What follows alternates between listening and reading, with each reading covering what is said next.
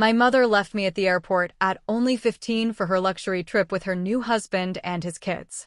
Fend for yourself, she shrugged. I did, phoning my estranged father, who arrived by private jet. She came back to my bare room and legal notice waiting. Picture this. I'm 15, standing in a crowded airport, and my own mother, with a casual shrug, hands me $200 and simply walks away with her new husband and his kids, never looking back. Can you even fathom that kind of betrayal? Because what happened next, what I uncovered after that earth-shattering moment, completely exposed a lifetime of lies and finally led me to my real family. Trust me, you're going to want to hear what happened when my mother returned to find my room completely empty. Growing up, my early childhood memories with my mom, Blanche, were mostly happy ones. I remember those weekend trips to the local park, her pushing me higher and higher on the swings until my stomach fluttered with pure joy. For my 6th birthday, she baked the most lopsided chocolate cake, but it was perfect, and our tiny apartment was decorated with handmade paper streamers. We didn't have much, but we had each other. And back then, that felt like everything. Then, when I was 8, it all changed. I came home from school one day to find my parents stiffly perched on opposite ends of our worn couch. The air was so thick with tension you could almost taste it. They explained they were getting a divorce. The explanation was so minimal, so generic. Sometimes adults stop loving each other. It left me with more questions than answers. I remember crying myself to sleep that night, clutching my stuffed rabbit, the muffled sounds of their arguments seeping through my bedroom wall.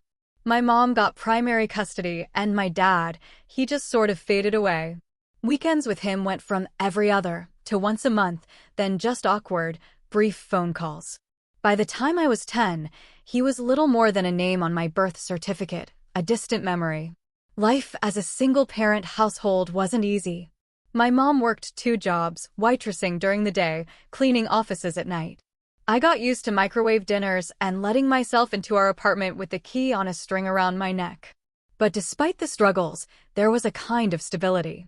I knew the rules, I knew what was expected, and I never, ever doubted I was the center of her world. Then, when I was 13, everything shifted again. My mom met Richard at the restaurant. He was this wealthy businessman, always leaving extravagant tips, always asking for her section. I remember the first time she mentioned him, her cheeks flushed, practically glowing as she described his expensive suit and the way he looked at her like she was someone truly special. Their romance? Whirlwind speed. 6 months later, Richard proposed with a diamond ring so huge it looked comically out of place on her work-worn hand. Before I could even wrap my head around having a stepfather, we were moving into a sprawling suburban mansion.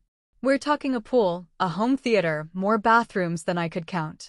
And the house came with 3 extra residents, Richard's kids.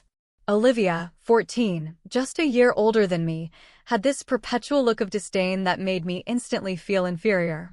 Jackson, 12, was quiet, withdrawn, barely acknowledged I existed. Zoe, 10, was initially the most welcoming, but that friendliness evaporated once we were all under the same roof. From the very beginning, it was painfully clear I didn't fit into this ready-made family. Richard was polite but distant, saving his genuine smiles and affection for his own children. Family dinners became exercises in discomfort. Richard and my mom would discuss private schools, country club memberships, vacation homes, topics from a world I'd never even touched. When I spoke, my comments about school or books were met with polite nods, then the conversation would immediately swerve back to the stepkids' accomplishments in tennis, debate club, or their piano recitals. But what hurt most was watching my own mother transform. The woman who once clipped coupons and haunted clearance racks now spoke knowledgeably about designer brands and exclusive restaurants. She colored her hair, whitened her teeth, and started calling our old life, the struggle years, with this uncomfortable laugh whenever Richard's friends were around. It was like she was shedding her old skin, and along with it, every single part of herself that connected her to me. I tried so hard to fit in. I offered to help Olivia with math homework, complimented Zoe's artwork, asked Jackson about his video games. My attempts were met with cool politeness at best and outright rejection at worst. One memory, one that still stings, was overhearing Olivia tell her friends on the phone that her dad's new wife came with baggage, meaning me. As summer approached, Richard announced a family vacation to Bali. 2 weeks at an exclusive resort with private villas and personal butlers. Despite the growing distance between us, I felt this surge of excitement. Maybe this trip, away from school and daily pressures, would be our chance to finally bond. But my hopes were quickly crushed. My mom took the stepchildren shopping for new vacation clothes and didn't include me. When I asked why, she casually said I had plenty of clothes already. Never mind that most of mine were from the struggle years. I ended up using my babysitting money to buy a modest blue one-piece, a swimsuit that absolutely paled in comparison to Olivia and Zoe's designer bikinis. A week before the trip, I overheard a truly concerning conversation between my mom and Richard. Their bedroom door was slightly ajar, and they didn't know I was passing by. "What about the arrangements for Blanche?" Richard asked, his voice low. "All taken care of," my mom replied, that dismissive tone making my stomach clench. "She won't be a problem." When I questioned her later, she brushed off my concerns with a breezy, "Just trip details, honey. Nothing for you to worry about." The morning of our departure arrived, a blur of chaos and excitement. Suitcases were loaded into Richard's luxury SUV. I noticed my passport wasn't with a stack of travel documents on the kitchen counter. When I mentioned it, my mom muttered something about having it in her purse and just hurried me along. Looking back, I should have seen all the signs. The way she avoided my eye in the car. How no one discussed my seat on the plane while they debated window seats. The fact that my suitcase was mysteriously smaller than everyone else's. But I was 15, desperate to believe I was part of this family, so I ignored every single warning bell ringing in my mind. The international terminal was a chaotic maze. Richard led our group through the crowd with practiced efficiency. My mom was at his side, clutching her designer handbag. Olivia, Jackson, and Zoe followed closely, faces bright with anticipation. I trailed at the back, struggling to keep up, rolling my small suitcase. When we reached the check-in counter, Richard presented the passports. I noticed he handed over 5, not 6. A cold knot formed in my stomach as I watched boarding passes being distributed to every family member except me. "Excuse me," I said, stepping forward. "I think you forgot my boarding pass." The airline attendant looked confused. "I only have 5 passengers listed for this reservation." Richard cleared his throat. "Your mother needs to speak with you about that. We'll go ahead to security." As the stepchildren and Richard moved away with the luggage cart, my mom took my elbow and guided me to a quiet corner near a gift shop. Her face wore an expression I'd never seen before, a strange mix of detachment and mild annoyance. "Listen, Blanche," she said, her voice unnaturally calm. "There's been a change of plans. You're not coming with us to Bali." The words hit me like a physical blow. "What? Why? Did I do something wrong?" She sighed, glancing over at Richard and the kids, waiting by the security line. "Richard thinks this should be a trip just for us and his kids. A chance to really bond as a family." My voice cracked. "But I'm family too. I'm your daughter." "Don't make a scene," she hissed, digging into her purse. She pulled out a wad of cash and pressed it into my hand. $200. You can figure it out. Just take an Uber home." I stared at the money in disbelief. "You're leaving me at the airport alone? I don't even have a house key." She gave that casual shrug that would haunt my dreams for years to come. "Mrs. Peterson next door has the spare. You'll be fine. You're mature for your age."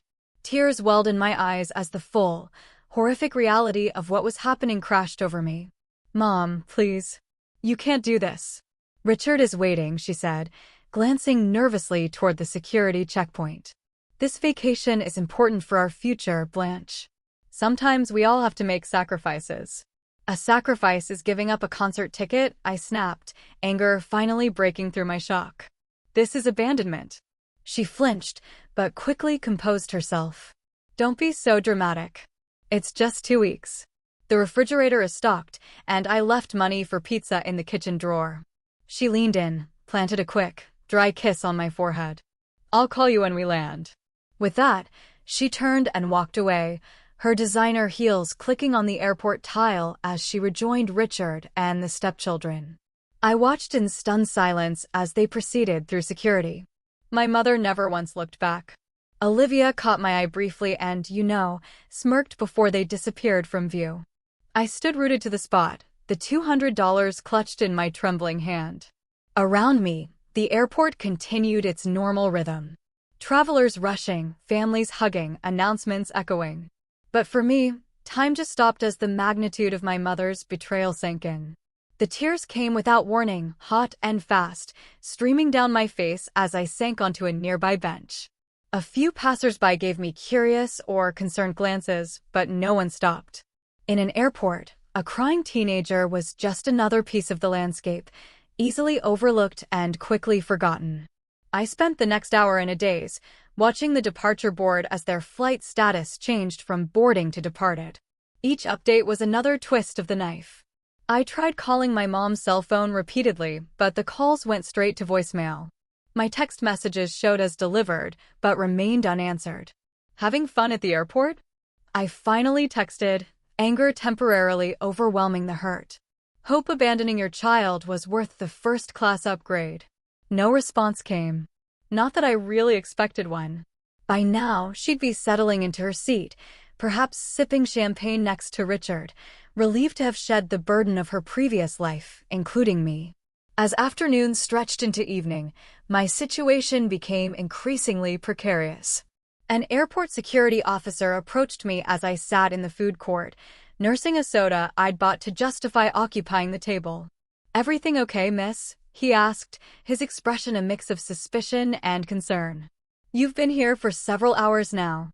"I'm waiting for my ride," I lied, avoiding his eyes. "They got stuck in traffic." He seemed unconvinced, but nodded and moved on after advising me not to leave my bag unattended. A new wave of humiliation washed over me. How could I admit my own mother had abandoned me? The words stuck in my throat, held back by a combination of shame and lingering loyalty. As the evening crowds thinned and the airport shops began closing their security gates, the reality of my situation became impossible to ignore. That $200 wouldn't last long. And even if I made it back to the house, I'd be alone for 2 weeks with no transportation and limited funds. I found myself in the airport bathroom, splashing cold water on my swollen face, trying to formulate a plan. The girl in the mirror looked like a stranger, her eyes red-rimmed and haunted. In that moment, I understood that something fundamental had changed. The invisible thread that connected me to my mother, the basic trust that she would always protect me, had been irreparably severed. 6 hours had passed since my mother walked away. I'd migrated from bench to bench throughout the terminal, watching families and couples embarking on adventures. Each passing hour deepened my sense of isolation. My phone battery was running low, adding yet another layer of anxiety. Around 8 o'clock that evening, I made my way to an airport restaurant that was still open. I sat at the counter, ordering the cheapest item on the menu, a side of fries, to conserve my limited funds. The server, a woman with kind eyes and a name tag that read Gloria, brought my food, then paused, studying my face. "You okay, honey?" she asked, her voice so gentle. "You look like you've been crying." I attempted a smile that felt more like a grimace. "I'm fine, just a long day." She didn't press, but returned a few minutes later with a chocolate milkshake I hadn't ordered. "On the house," she said with a wink. "Whatever's going on, sugar and chocolate never hurt." Her small kindness nearly undid me. I thanked her through the lump in my throat and slowly ate, scrolling through my phone contacts, looking for anyone who might help. My list of options was depressingly short.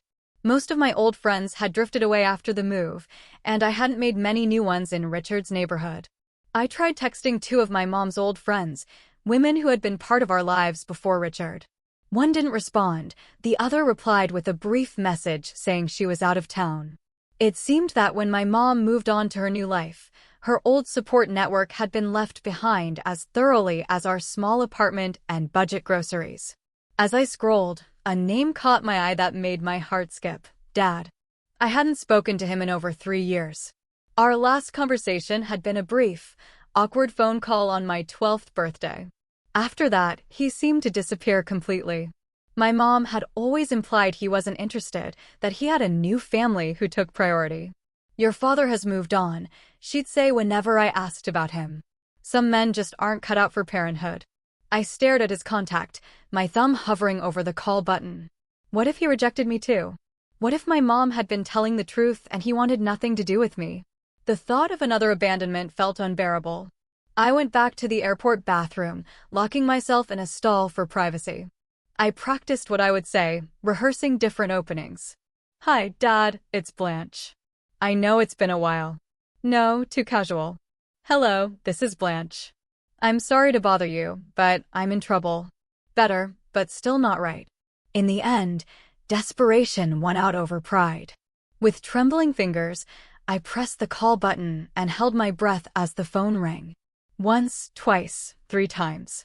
I was about to hang up when a deep voice answered. Hello. The sound of his voice, so familiar yet strange, momentarily robbed me of speech. Hello, is anyone there? He asked again. Dad, I finally managed, my voice small and uncertain. There was a pause, then Blanche? Is that you, sweetheart?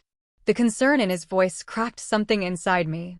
Dad, I need help, I said, and then the whole story came pouring out in a rush of words, punctuated by sobs. The remarriage, the move, the airport, the $200. By the end, I was barely coherent. She left you alone at the airport? His voice had changed, a hard edge replacing the initial shock. Where are you now? Which airport? I told him, half expecting him to offer to call a social service agency or maybe wire me money for a hotel. Stay exactly where you are, he said firmly. I'm coming to get you myself. It'll take me about 3 hours to reach you. Can you stay safe until then? You're coming here? I asked, disbelief evident. You don't have to do that. Maybe you could just help me get home. Blanche, he interrupted. I'm coming to get you. Find the customer service desk for the airline your mother was flying with. Tell them your situation. I'll call ahead and make sure they take care of you until I arrive. After he hung up, I sat in that bathroom stall for several minutes, trying to process what had just happened.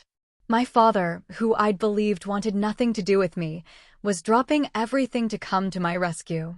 It seemed too good to be true, and a lifetime of disappointments had taught me to be wary of hope. Nevertheless, I followed his instructions, approaching the customer service desk with my heart in my throat.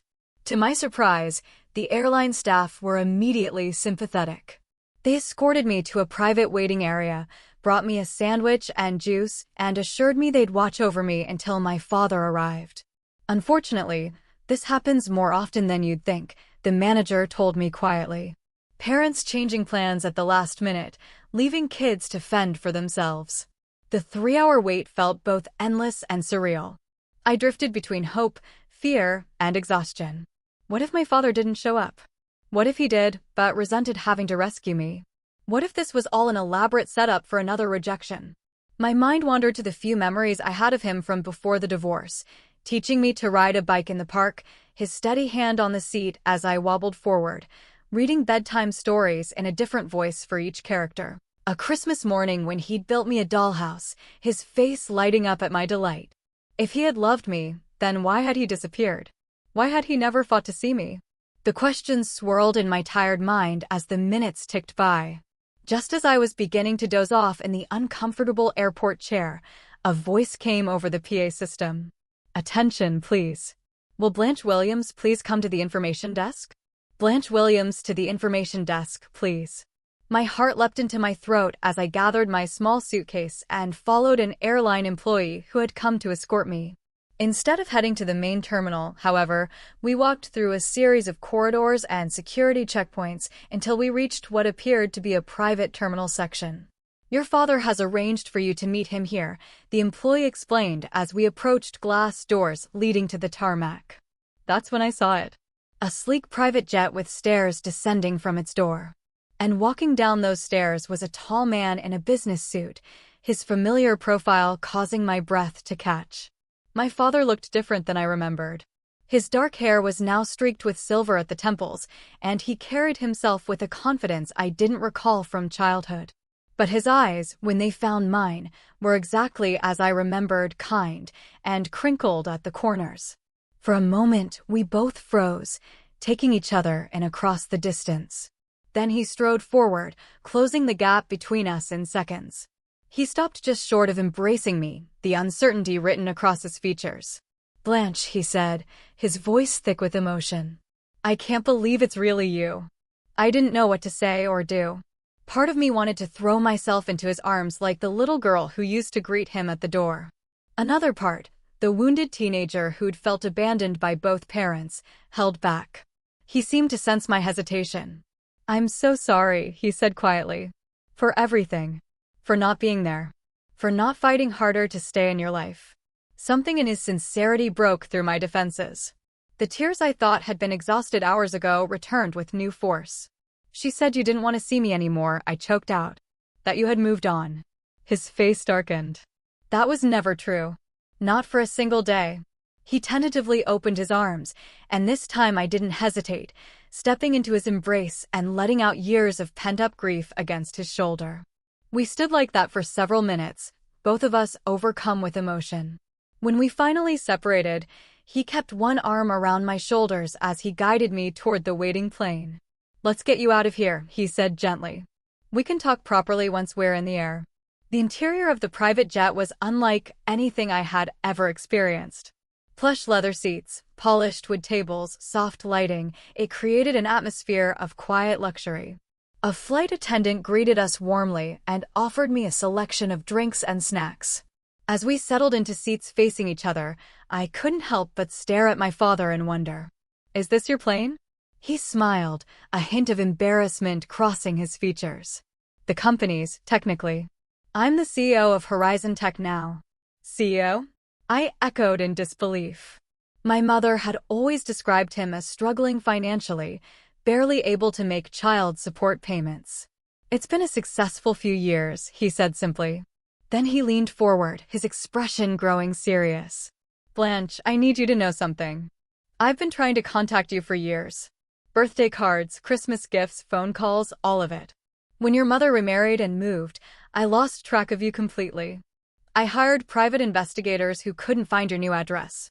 I filed motions with the court that were somehow lost or delayed." My mind reeled as the implications of what he was saying sank in. "She kept you away from me on purpose." He nodded, pain evident in his eyes. "I've been sending child support and additional money every month since the divorce." "Money you never saw, I take it." I thought of the secondhand clothes, the times we'd eaten ramen noodles for days straight, my mother's constant complaints about financial struggles. "We were always broke," I whispered. "She said you barely paid child support." My father opened his briefcase and removed a folder, handing it to me. Inside were copies of cashed checks, court documents, and records of attempted communications, all neatly organized by date. The evidence of his efforts and my mother's deception was overwhelming.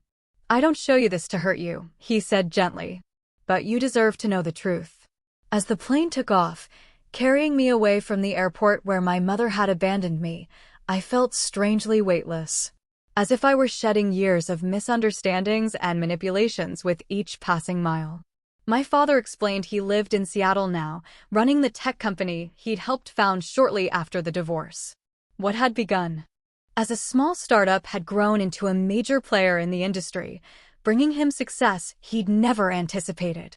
"I kept your room ready," he said, a touch of embarrassment coloring his voice. "All these years, just in case." The flight passed quickly as we began the delicate process of getting to know each other again. There were awkward pauses, moments of overwhelming emotion, but underneath it all was a current of genuine connection that felt both new and familiar. When we landed, a car was waiting to take us to his home.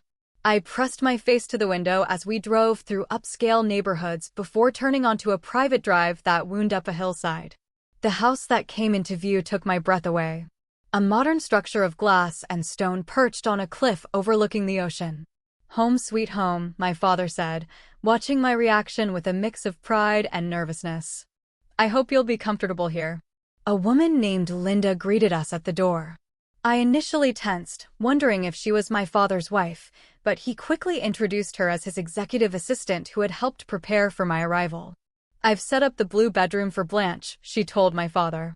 Fresh towels in the ensuite bathroom, and I stocked the kitchen with groceries. "The security team has been updated to include her in the household." My father thanked her, and she departed with a warm smile in my direction. He then gave me a tour of the house, each room more beautiful than the last. When we reached what would be my bedroom, I stopped short in the doorway, overwhelmed by the thoughtfulness evident in every detail. The room was painted a soft blue with large windows overlooking the water. A plush queen-sized bed dominated one wall, while a desk, bookshelf, and comfortable reading chair created a perfect study nook by the window. But what caught my eye was the collection of items on the dresser. "Are those?" I moved closer, unable to complete the question. My father nodded, his expression tender. "Birthday and Christmas presents. Every year since I lost contact with you, I couldn't deliver them, but I couldn't bear not to buy them either."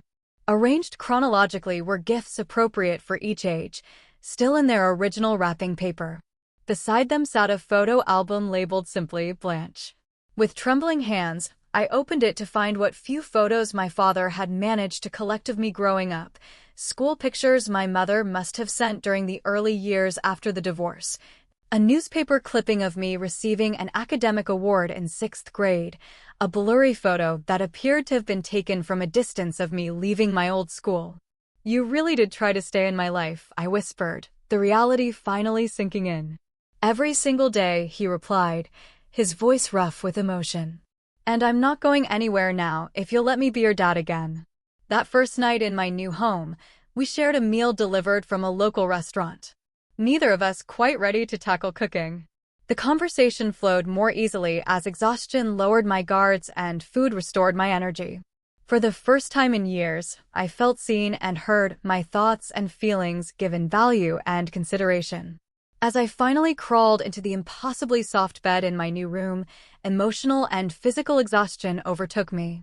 My last conscious thought before drifting off to sleep was that perhaps being abandoned at the airport wasn't the ending I had feared, but rather the beginning I had always needed. I awoke the next morning, momentarily disoriented. The unfamiliar softness of the bed and the sound of waves breaking against the cliff below confused me. Then the events of the previous day came rushing back, and I sat up, taking in my new surroundings in the clear light of morning. The room was even more beautiful than it had appeared last night. Sunlight streamed through the large windows, casting patterns across the pale blue carpet. I ran my fingers over the soft duvet, marveling at the contrast between this luxury and the life I had known. After showering in the ensuite bathroom, which featured a rainfall showerhead and more toiletries than I had ever owned, I dressed in yesterday's clothes and ventured downstairs. I found my father in the kitchen, attempting to make pancakes with limited success. "Good morning," he said, looking up with a smile that turned sheepish as he gestured to the misshapen pancake in the pan. "I thought I'd make breakfast, but it seems my cooking skills haven't improved since you were little." The memory surfaced unbidden, Sunday mornings when he would attempt pancakes while my mother slept in. They were always oddly shaped, sometimes burned, but he had served them with such pride that I never complained. "I remember your pancakes," I said, sliding onto a stool at the kitchen island. "You used to make smiley faces with chocolate chips." His face lit up. "You remember that? You were so young." "Some things stick with you," I replied, accepting the plate he offered. Despite their appearance, the pancakes tasted good, and the normalcy of sharing breakfast helped ease the awkwardness between us. After we ate, my father gave me a proper tour of the house and grounds. The property was expansive, with manicured gardens leading down to a private beach access. Inside, the house featured a home gym, a theater room, and an office with views that would make concentration impossible for most people. "I have some people I'd like you to meet today," he said as we returned to the main living area. "If you feel up to it." An hour later, I found myself sitting across from a distinguished woman in her 50s who introduced herself as Judith Bennett, family law attorney. "What your mother did constitutes abandonment under the law," she explained, her tone professional but kind. "Leaving a minor without proper care arrangements is illegal." Additionally, there appears to be financial misconduct regarding the child support payments your father has been making. I shifted uncomfortably in my seat. I don't want to get my mom in trouble. You just want to be safe and secure, Judith finished for me. I understand. But we need to establish legal protection for you, especially if you wish to remain with your father. My father, who had been quietly listening, leaned forward. Blanche, the choice is ultimately yours, but I want you to know that I am prepared to seek full custody if that is what you want. The idea was simultaneously terrifying and liberating. Can I really choose? You're 15, Judith said. The court gives significant weight to the preferences of children your age, especially in cases involving abandonment or neglect. After the attorney left, my father showed me his office where he had meticulously documented every attempt to maintain contact with me. There were copies of court filings seeking visitation, records of calls to my mother that went unanswered, and even emails to my school that had apparently never reached me. She threatened legal action if I tried to contact you directly, he explained, showing me a letter from my mother's attorney dated 3 years ago. She claimed I was harassing her and causing you emotional distress. Each revelation was another piece of the puzzle, completing a picture of deliberate separation that made my heart ache. Why would she do this? Just to keep you away from me? My father sighed. I think it was more complicated than that. After the divorce, your mother struggled financially, which was partly my fault. I hadn't yet achieved success in my career. I think when the company took off and my financial situation improved dramatically, it was easier for her to maintain the narrative that I was uninvolved than to explain why she had kept us apart. 2 days after my arrival, as I was beginning to settle into a tentative routine with my father, my mother finally called. I stared at her name on my phone screen, a maelstrom of emotions rendering me temporarily paralyzed.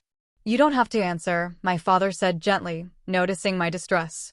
After 4 rings, the call went to voicemail. A minute later, a notification appeared indicating she had left a message.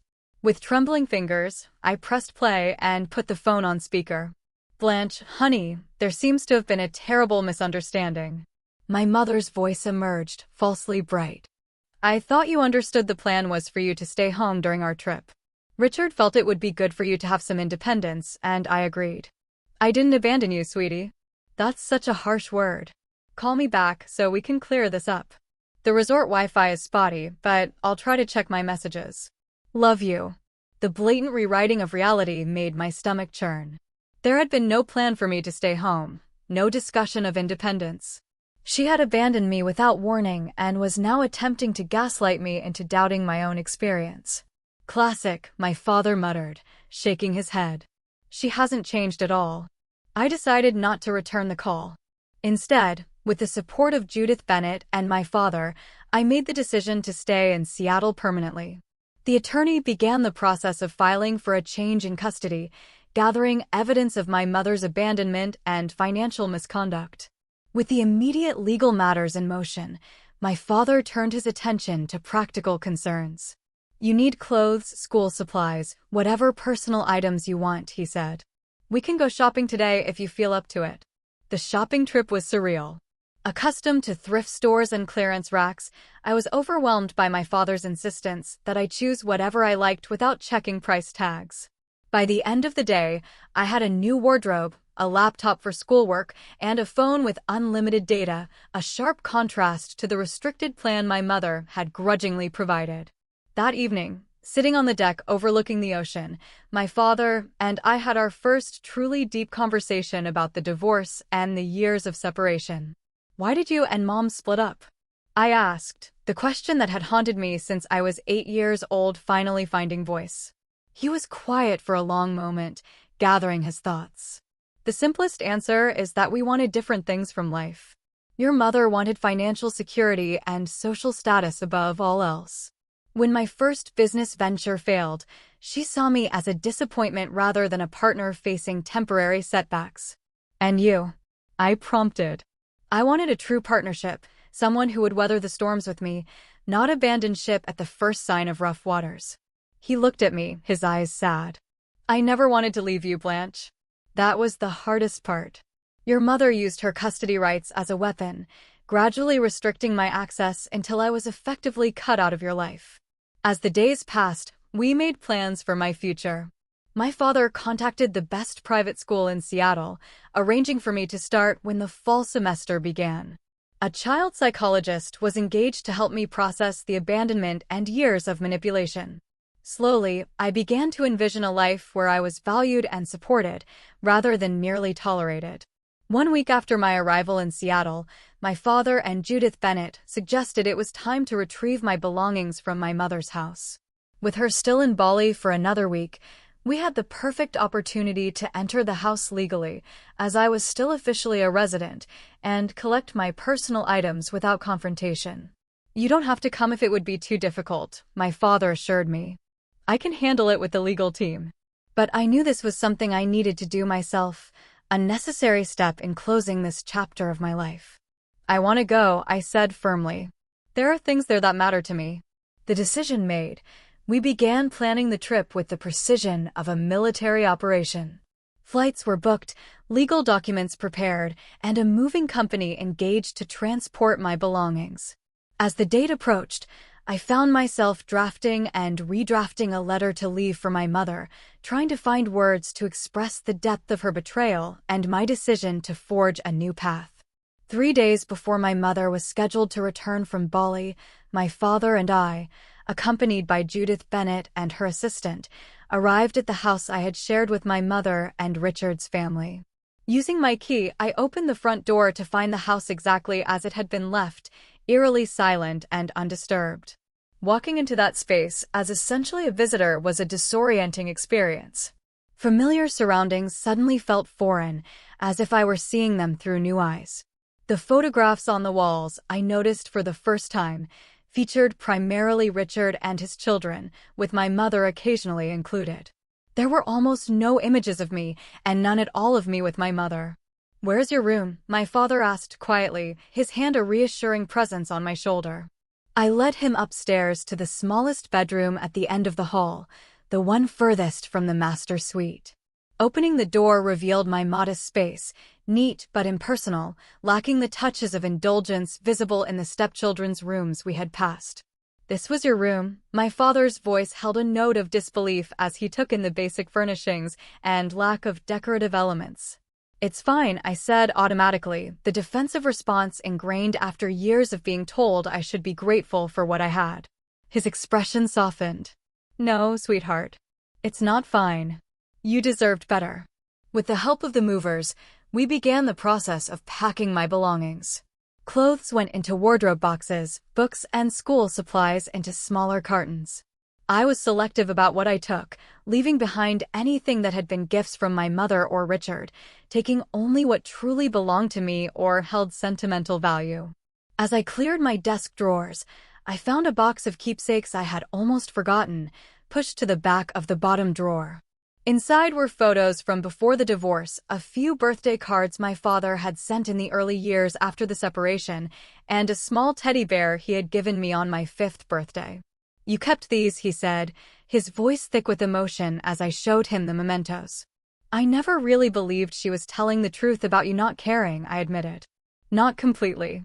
In my closet, behind a row of shoes, I discovered something that made my blood run cold, a stack of envelopes bound with a rubber band, all addressed to me in my father's handwriting.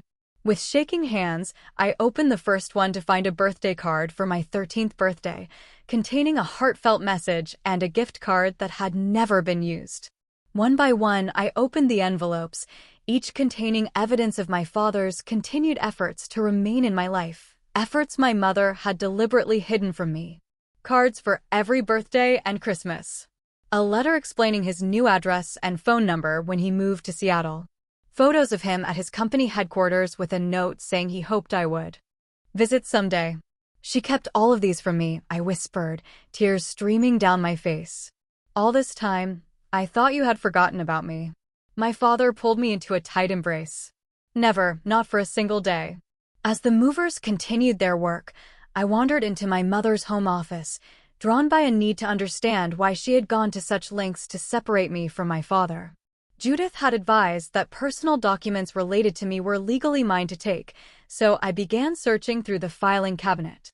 In a folder labeled Divorce, I found financial records that confirmed what my father had told me: monthly child support payments far larger than what my mother had claimed to receive had been deposited regularly into an account I had never known existed. There were also court documents showing my father's repeated petitions for visitation, all opposed by my mother with various fabricated excuses. Most damning of all was a draft of a letter to her attorney, dated around the time she met Richard, outlining a strategy to minimize the father's influence as she integrated into her new partner's life. I was referred to as a complication that needed to be managed carefully to ensure Richard's continued interest. By late afternoon, the packing was complete. As the movers loaded the last of the boxes into their truck, I sat at my now empty desk and wrote the letter I had been composing in my mind for days. Dear Mom, it began, the formality of mother feeling too distant, the warmth of mommy impossibly out of reach. I poured out my feelings of betrayal, not just from the airport abandonment, but from years of being made to feel like an inconvenience. I explained that I had found the hidden letters and financial records, that I knew the truth about her systematic campaign to keep my father from me. I am choosing to live with Dad now, I wrote near the end. Not as revenge, but because I deserve to be somewhere I am wanted and valued. I hope someday you will understand the damage your choices have caused, not just to me, but to yourself. Despite everything, I don't hate you. But I need to love myself enough to leave. I placed the letter on the stripped mattress of what had been my bed, the white paper stark against the bare blue sheet. As a final touch, I left the house key beside it, a symbolic relinquishment of my place in this household. Walking out of that house for the last time, I felt a complex mixture of grief, relief, and resolution. My father waited by the car, his expression concerned. All done, he asked. I nodded, unable to speak past the lump in my throat. He seemed to understand, opening the car door for me without further questions. As we drove away, I didn't look back at the house. Instead, I looked forward, toward the future I was now free to create. My mother returned from Bali 3 days later. Within hours, my phone exploded with notifications, a barrage of increasingly frantic messages. Where are you? Why is your room empty? Call me immediately. Blanche, this isn't funny. Come home right now. I just spoke to your father's lawyer. How could you do this to me after everything I've done for you? Please come home, sweetie. We can work this out. I miss you. The messages cycled through anger, manipulation, and false contrition in a predictable pattern. I showed them to my father and Judith, who advised me not to respond until the legal proceedings were further along. A week after her return, my mother showed up unannounced at my father's house, having somehow obtained the address. The security system alerted us to her presence at the gate, her luxury SUV visible on the monitor as she repeatedly pressed the intercom button. You don't have to see her, my father assured me. We can have security turn her away.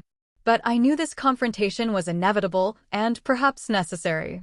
I'll talk to her, but I want you and Judith there, too.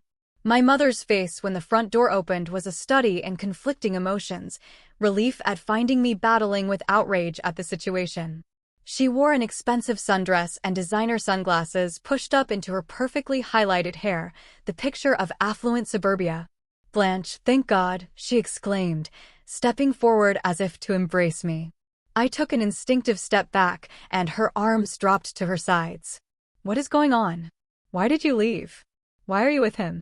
The last word was infused with such venom that I flinched. Perhaps we should continue this conversation inside, my father suggested, his voice calm but firm. Once seated in the living room with Judith present as both legal counsel and witness, my mother's facade began to crack. Her eyes darted around the beautiful space, taking in the obvious wealth and taste evident in every detail. So this is what this is about, she said with a brittle laugh. He's lured you away with promises of luxury. I should have known. That's not why I'm here, I replied, struggling to keep my voice steady. I'm here because you abandoned me at an airport. I'm here because you've been lying to me about Dad for years. I'm here because I found all the letters and cards you hid from me. Her expression faltered, then hardened. You went through my private things. How dare you? They were addressed to me, I countered. They were mine to read. You're 15 years old, she snapped. Everything under my roof belongs to me, including your correspondence. I was protecting you from his inconsistency, his broken promises. My father, who had been silently observing, finally spoke. There were no broken promises, Karen.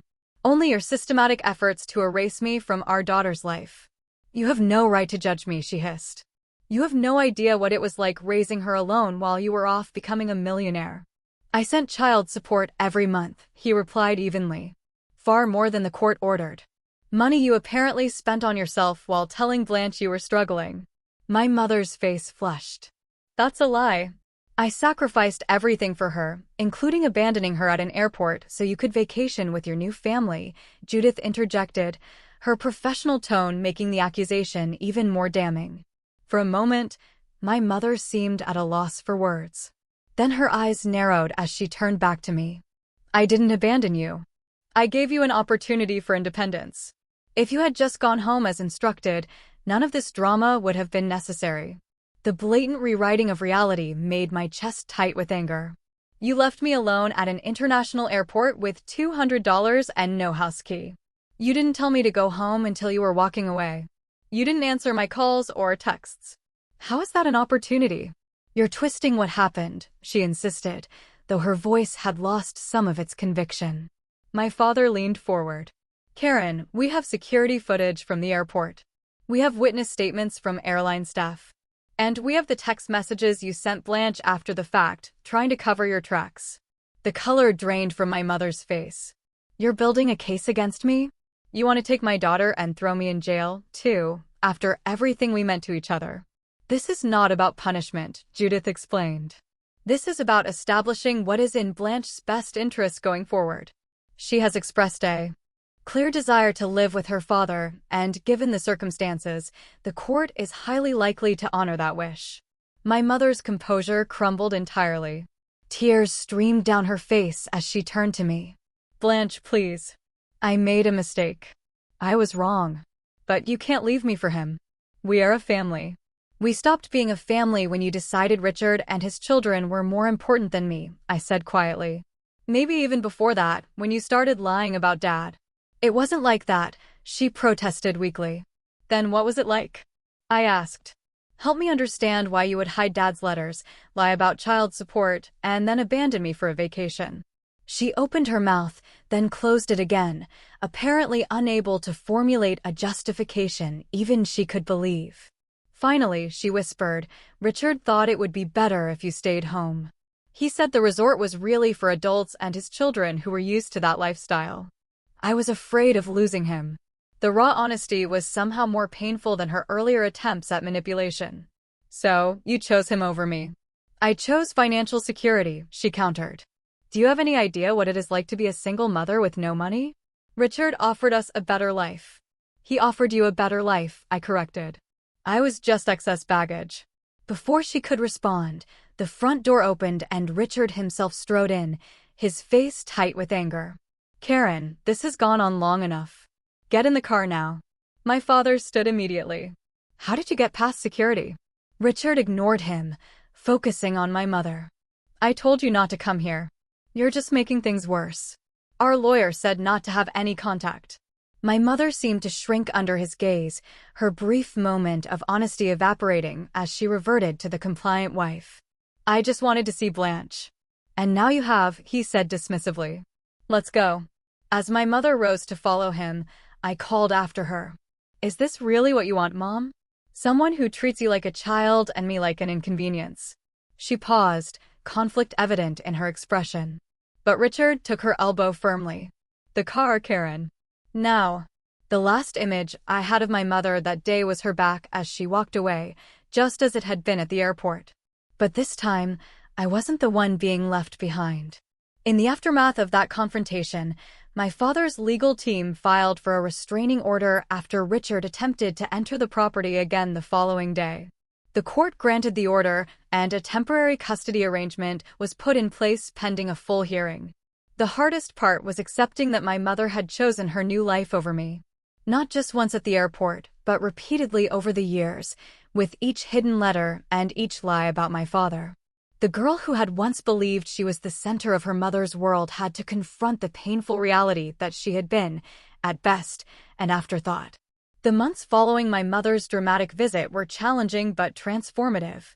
Adjusting to life with my father involved creating new routines, establishing boundaries, and learning to trust that his presence in my life was permanent. I began seeing Dr. Eleanor Wilson, a therapist specializing in adolescent trauma and parental abandonment. Our weekly sessions provided a safe space to process the complex emotions surrounding my mother's betrayal and the years of manipulation. "What you are feeling is entirely normal," Dr. Wilson assured me during one particularly difficult session.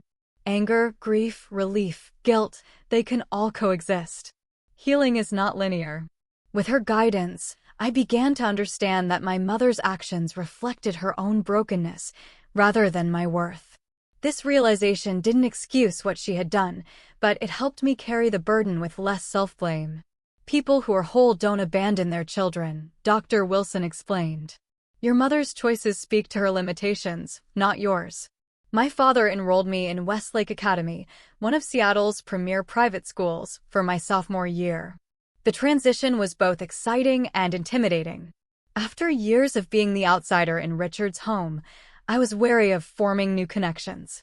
But to my surprise, I found myself making genuine friends for the first time in years.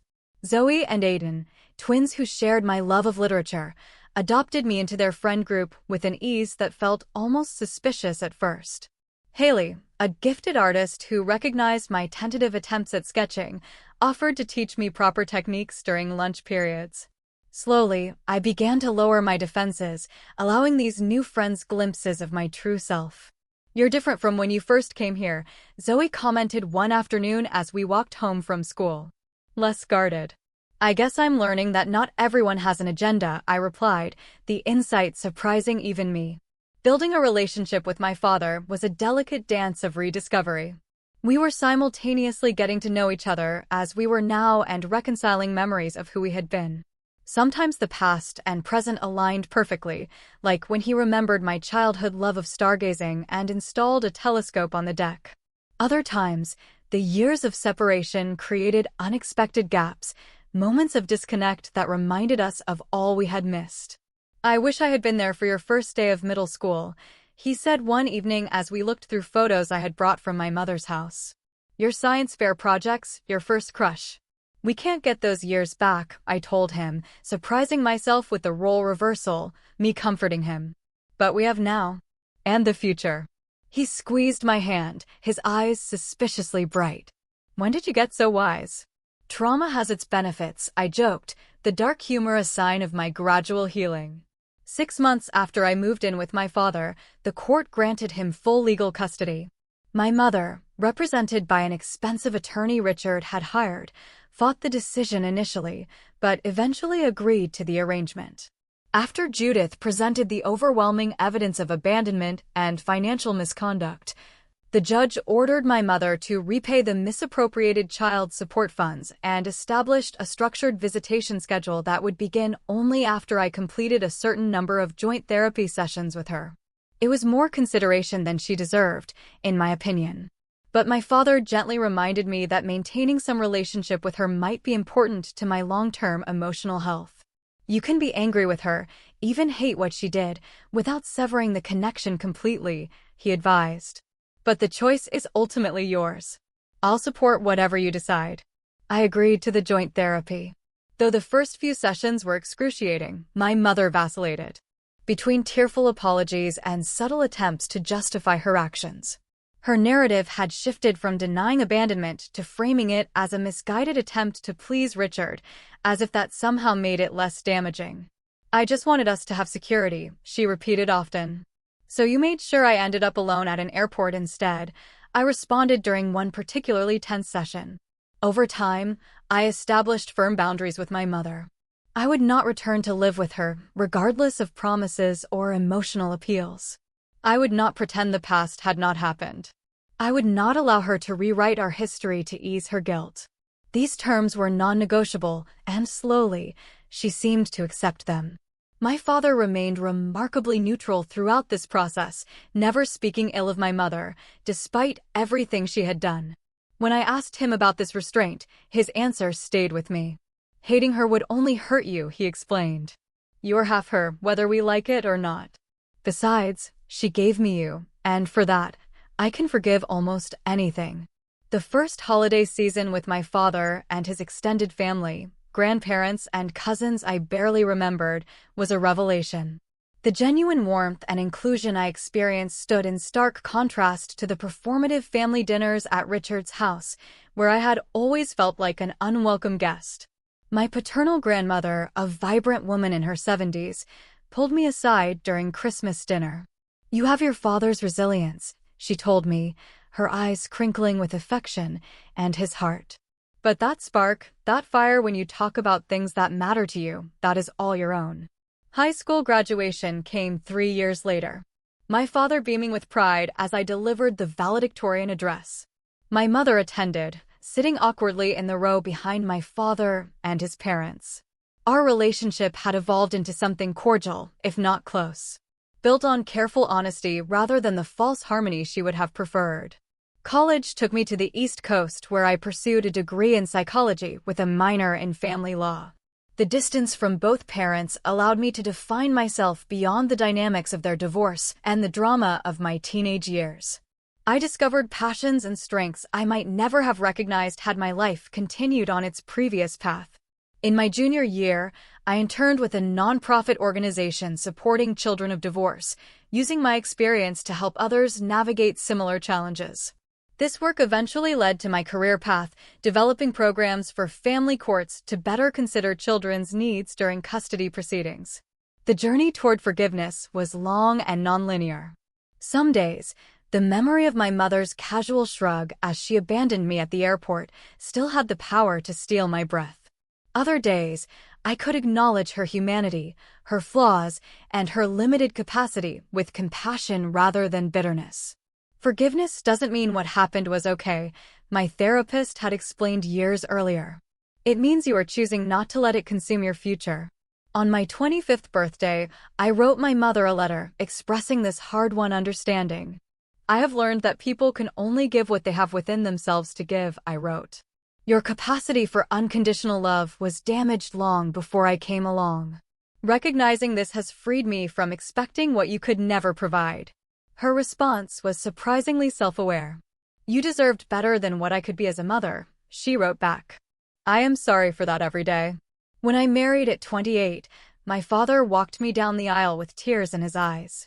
From the moment you called me from that airport, all I wanted was to see you happy and whole, he whispered before giving my hand to my soon-to-be husband.